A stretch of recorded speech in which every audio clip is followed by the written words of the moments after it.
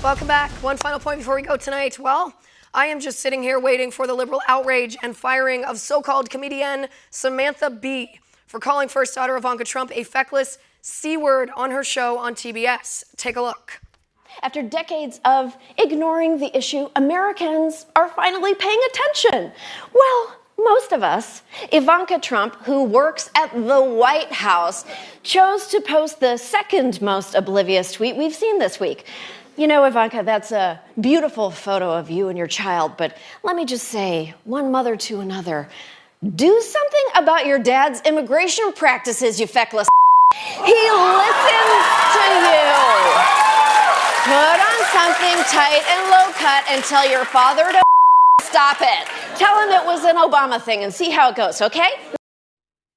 So what about it, TBS? Is calling the president's daughter a feckless C-word not offensive enough to get Samantha Bee fired? Or is it okay because Samantha calls herself a comedian?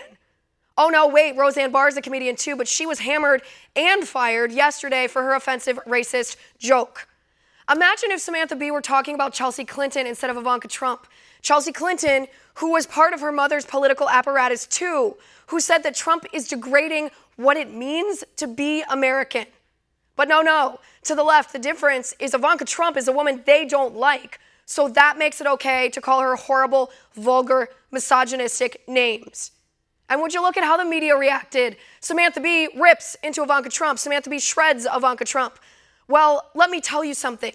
This is what we were talking about yesterday. This is the double standard from the left, where conservatives who say horrible things, like Roseanne did, are tarred and feathered, and liberals who say horrible things about conservatives are put on a pedestal and cheered. This is why President Trump was elected, and it's the best way the left can help make sure President Trump is elected again in 2020. Just keep doing what you're doing, liberals. The American people, we can't stand your hypocrisy.